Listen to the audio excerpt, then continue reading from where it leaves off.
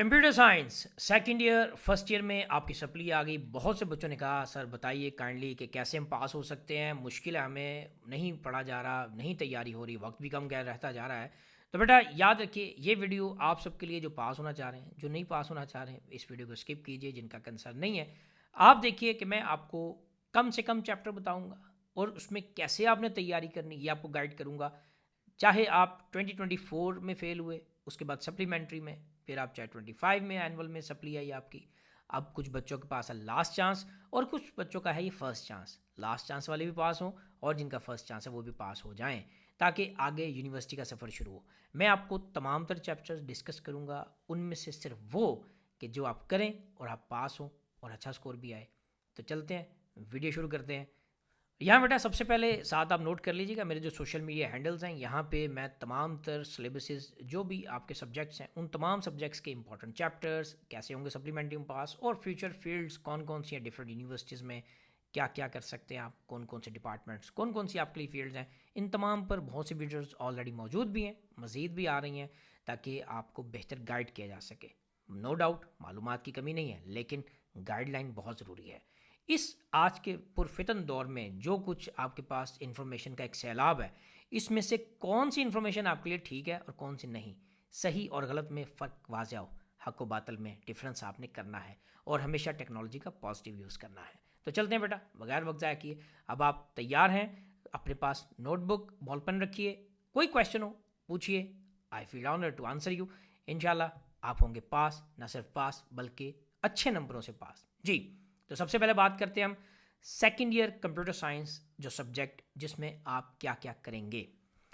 यहाँ बेटा आपको the most important paper pattern, आप जानते हैं आपने पेपर दिया, फिर भी वो बच्चे जिनको नहीं पता या जो बच्चे पेपर में एब्सेंट थे उन्हें नहीं पता कि क्या पेपर पैटर्न होगा, वो सब जहन नशीं रखें। आपके पास 15 MCQs आएंगे। यहाँ आपके पास जो 9 MCQs हैं वो हैं सी लैंग्वेज के और 6 MCQs हैं डेटाबेसिस के। जी याद रखिएगा।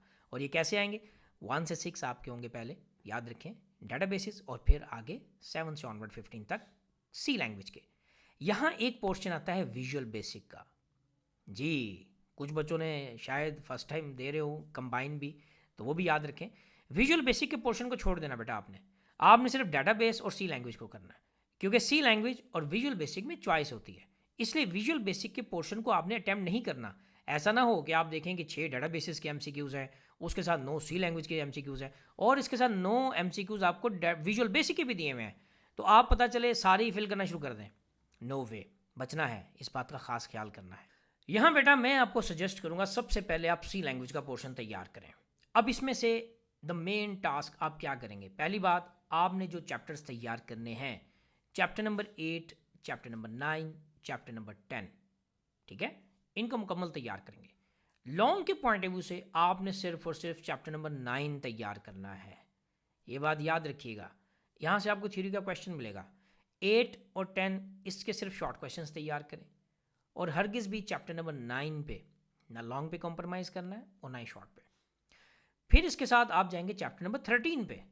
यस, 11 और 12 से आएगा बेटा प्रोग्राम। अगर तो आपको प्रोग्राम आते हैं वेल एंड गुड, आप ज़रूर प्रैक्टिस करें, अदरवाइज़ प्रोग्राम को कोई बात नहीं, अगर आप छोड़ भी दें तो 8 नंबर ही कम होंगे, क्योंकि 3 में से 2 लॉन्ग क्वेश्चन आपने करने हैं। एक आपको होप्स हो चैप्टर 9 से लॉन्ग मिल जाएगा, या 8, 9, 10 करेंगे तो 100% एक लॉन्ग आपको मिलेगा ही मिलेगा, लेकिन ज़्यादातर चांसेस हैं कि आपको चैप्टर 9 से लॉन्ग मिले। इसी तरह चैप्टर 11, 12 से लॉन्ग आएंगे, लेकिन दोनों होंगे प्रोग्राम्स। मैं फिर कह रहा हूँ प्रोग्राम आते हैं, ठीक है, नहीं आते कोई बात नहीं, छोड़ दे, कुछ नहीं होता। फिर आप चैप्टर 13 में जाएँ, वहाँ से करेंगे आप शॉर्ट क्वेश्चंस, मुख्तसर से टॉपिक हैं, फंक्शन, उसका फंक्शन हेडर क्या है, फंक्शन कॉलिंग स्टेटमेंट क्या है, और इसके साथ साथ डिफरेंट जो फंक्शन के हवाले से आपको पता है फंक्शन प्रोटोटाइप, और इसके साथ जो रिटर्न स्टेटमेंट है, ये मुख्तसर सी डेफिनेशंस, ग्लोबल वेरिएबल क्या होता है, लोकल वेरिएबल क्या होता है, इसका स्कोप क्या है, ये मुख्तसर सी आपने short question answer chapter number 13 से लाजमी करने हैं। इसके बाद आप चैप्टर नंबर 14 को बेशक छोड़ दीजिए, कोई ज़रूरत नहीं है। तो यूँ आपने क्या नोट किया बेटा, देखें चैप्टर नंबर 8, 9, 10 और इसके साथ चैप्टर नंबर 13। लॉन्ग कहाँ से करना है आपने, chapter number 9 the most important. उसके बाद फिर आपके काफ़ी हद तक सी लैंग्वेज के मामला सॉर्ट आउट हो जाएंगे। ये तो था बेटा आपका सी लैंग्वेज का पोर्शन। अब हम चलते हैं आगे डेटाबेसेस की जानिब। डेटाबेसेस में आपके पास है 7 चैप्टर, आपने यहाँ से पहले 4 करने हैं, उन पहले 4 में से भी सिर्फ और सिर्फ चैप्टर नंबर 3 के लॉन्ग कीजिए, बाकी सब छोड़ दीजिए, कोई ज़रूरत नहीं कुछ करने की। और चैप्टर 1, 2 और 4 इसकी सिर्फ शॉर्ट डेफिनेशंस कीजिए। वो भी कौन से शॉर्ट क्वेश्चन, जो प्रीवियस पेपर्स में आते गए। चैप्टर 2 में सिंपल आपके पास कीज़ हैं, टर्मिनोलॉजीज हैं बेसिक। और चैप्टर 4 में सिर्फ नॉर्मलाइजेशन और एनॉमलीज हैं। नॉर्मलाइजेशन में भी आपके पास सिंपल जो है वो first normal form, second normal form, third normal form, partial dependencies क्या होती है, ट्रांसिटिव डिपेंडेंसीज क्या होती है। तो ये बेटा मुख्तसर सी चीज़ है, किसी को प्रॉब्लम आप पूछ सकते हैं, मैं समझा भी दूंगा, कोई ऐसी बात नहीं। इसके साथ बेटा नेक्स्ट जो आपने क्या तैयार किया जनाब, यस MCQs। वो कौन से करें, प्रीवियस पेपर्स के करें। आपने सिर्फ 5, 6, 7 के MCQs करने हैं और 1, 2, 3, 4 के भी MCQs। हरगिज़ भी आपने शॉर्ट क्वेश्चन आंसर्स चैप्टर 6, 7 और 5 कोई ज़रूरत नहीं करने की। मैं अब इसको मज़ीद कंसाइज करता हूँ समझने के लिए, उम्मीद आपने नोट कर लिया होगा। पहले 4 चैप्टर डेटाबेस के, इसके तमाम तो शॉर्ट क्वेश्चन आंसर्स, और चैप्टर 3 के लॉन्ग कीजिए, बस that is more than sufficient. C language में चैप्टर नंबर 8, 9, 10 ये आप करेंगे मुकम्मल, और चैप्टर 9 के लॉन्ग क्वेश्चंस पे कॉम्प्रोमाइज़ नहीं करना। चैप्टर नंबर 8 और 10 से शॉर्ट क्वेश्चंस कीजिए, और इसके बाद चैप्टर 13 के शॉर्ट क्वेश्चंस। अब देखें एक चीज़ आप यहाँ एनालिसिस कीजिए। चैप्टर 10 में सिर्फ 3 टॉपिक है बेटा, प्रिंट एफ है, स्कैन एफ है, फील्ड विद स्पेसिफायर है, और इसके साथ मुख्तसर सी छोटी छोटी सी डेफिनेशंस के अंदर ही लिखी हुई है। एस्केप सीक्वेंस हो गया, फॉर्मेट स्पेसिफायर आ गया, इनपुट फंक्शन क्या है, गेट CH और गेट CHE क्या है। ये गिन के बेटा 7-8 चीज़ें, ज़्यादा नहीं है, तो इसमें आपने कंफ्यूज नहीं होना। बाकी ये आप जब तैयार करेंगे तो एक चीज़ ध्यान में रखनी है, क्वेश्चन पेपर आपके सामने है, आप एग्जामिनेशन हॉल में बैठे हैं। एक तो पेपर कैसे अटैम्प्ट करना चाहिए, ये वीडियो बनी हुई ऑलरेडी, मैं नीचे डिस्क्रिप्शन बल्कि लिंक आपको शेयर कर दिया है, आप देख सकते हैं यहाँ पे कि आपने पेपर कैसे अटैम्प्ट करना होता है, उसकी क्या टेक्निक्स होती हैं, ताकि आपके लिए पेपर अटैम्प्ट करना भी आसान हो। कोई भी पेपर हो, सिर्फ कंप्यूटर साइंस की बात नहीं कर रहा मैं। और इसके साथ आगे चलते हैं। जब आपने बेटा क्वेश्चन पेपर देखना है तो वहाँ आपने सिर्फ वो सवाल करने हैं जो सवाल आपने इन चैप्टर से तैयार किए आपको आते हैं। जो नहीं आते उसको छोड़े, कोई बात नहीं, लेकिन जो आते हैं आपने वो अटैम्प्ट करने हैं। मैंने जो आपको चैप्टर्स और जो तरतीब बताई है बेटा, अगर आप ये कर लेते हैं तैयार, तो मैं आपको गारंटी दे रहा हूँ बेटा 50+ आप स्कोर करेंगे इंशाल्लाह आउट ऑफ 75। यानी कि ना सिर्फ होंगे आप पास, बल्कि अच्छा स्कोर करेंगे। और आपके पास 14 चैप्टर हैं, लेकिन मैंने आपको सिर्फ और सिर्फ 3 चैप्टर सी लैंग्वेज के पहले कहा करें, 8, 9, 10, और उसके बाद 13, और लॉन्ग में सिर्फ 9, और डाटा बेसिस के भी सिर्फ मैं 4 चैप्टर कह रहा हूँ, chapter number 1, chapter 2, chapter 3, chapter 4 out of 7 chapter. यानी कि टोटल 14 में से मैंने आपको सिर्फ 6 से 7 चैप्टर के जो आपने तैयार करने हैं, और वो कैसे तैयार करने ये भी आपको मैंने बताया। तो ये था सारा सेकंड ईयर का पोर्शन। अब जिनके फर्स्ट ईयर का आगे मामला नहीं है वो यहाँ से मूव कर सकते हैं, लेकिन जिन बच्चों की फर्स्ट ईयर में भी सप्ली है वो क्या करेंगे, इस साल 2025 में जो सप्लीमेंट्री में या सेकंड एनुअल में आप पेपर देंगे, आपका जिन बच्चों का लास्ट चांस है जिन्होंने 2024 में पेपर दिया वो स्पेशली, और साथ में जो 2025 एनुअल में अपीयर हुए उनकी सप्ली आई, वो तो ऑब्वियसली 26 के साथ देंगे, अभी नहीं देंगे सप्ली। जी हाँ, ये वो बच्चे जो लास्ट ईयर फेल हुए थे बेटा, उनका लास्ट चांस है वो फर्स्ट ईयर के स्टूडेंट्स होने।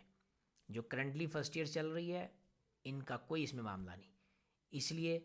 और जो 2025 का एनुअल अभी रिजल्ट आएगा उसमें फर्स्ट ईयर में जो बच्चे फेल होंगे उनका भी इससे कोई कंसर्न नहीं है, ये अगले साल पेपर देंगे। ये वो बच्चे जो लास्ट ईयर 2024 में फर्स्ट ईयर में फेल हो गए, सेकेंड ईयर में फेल हुए, उनके बच्चों के अभी तक सब्जेक्ट क्लियर नहीं हुए, उनके लिए फर्स्ट ईयर का बता रहा हूँ मैं जी। अब इसमें आपके पास है 10 चैप्टर।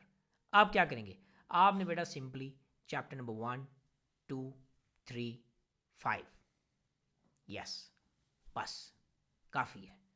1, 3, 5 ये तीनों लॉन्ग के पॉइंट ऑफ व्यू से भी करने हैं, शॉर्ट क्वेश्चंस के पॉइंट ऑफ व्यू से भी। 2 और 3 को बड़ा फोकस करना है आपने शॉर्ट क्वेश्चन आंसर्स में।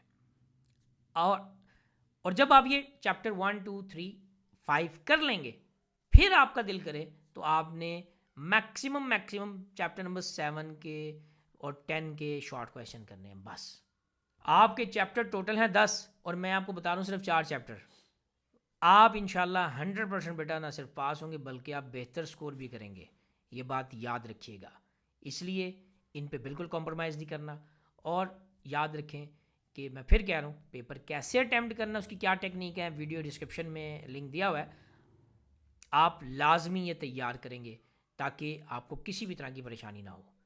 फॉलो शेयर कीजिएगा तमाम सोशल हैंडल्स को भी। कोई सवाल हो ज़रूर पूछिएगा, चैनल को भी सपोर्ट कीजिएगा, इस चैनल का भी ख्याल रखें, अपना भी बहुत सा ख्याल रखें।